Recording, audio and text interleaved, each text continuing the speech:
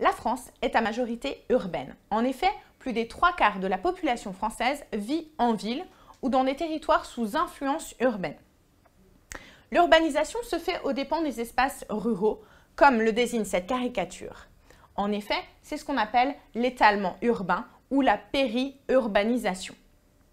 La capitale française est bien sûr Paris.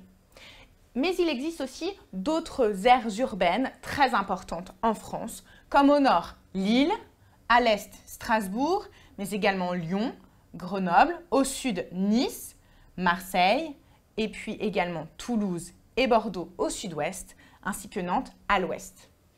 La croissance des aires urbaines est plus forte à l'ouest et au sud, du fait de l'attractivité de ces territoires, notamment l'héliotropisme, l'attrait pour le soleil. Par ailleurs, les grandes métropoles sont favorisées par la mondialisation. C'est le cas notamment de Paris, la capitale française, qui est jugée comme étant la seule métropole mondiale de France, mais également les autres métropoles, comme celle de Lyon, qui bénéficient en plus de la proximité avec la frontière.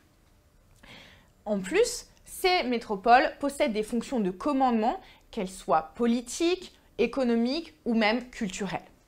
Cette carte présente les différents axes de communication français. Ce que l'on peut constater, c'est qu'il relie les grandes métropoles, notamment Paris, à Lyon et Marseille. C'est ce qu'on appelle un axe de communication en étoile, puisque Paris est au cœur des différents axes.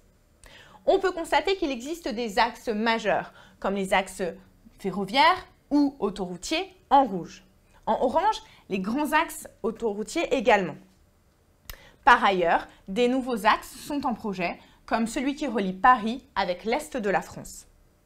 Il faut aussi remarquer que les grands axes autoroutiers vont desservir à la fois les villes françaises, mais également les villes européennes à la frontière avec la France. De plus, des tunnels ont été aménagés pour faciliter ces diverses communications. Enfin, les ports, comme celui de Marseille, de Nantes-Saint-Nazaire, du Havre, permettent de relier la France aux autres pays du monde.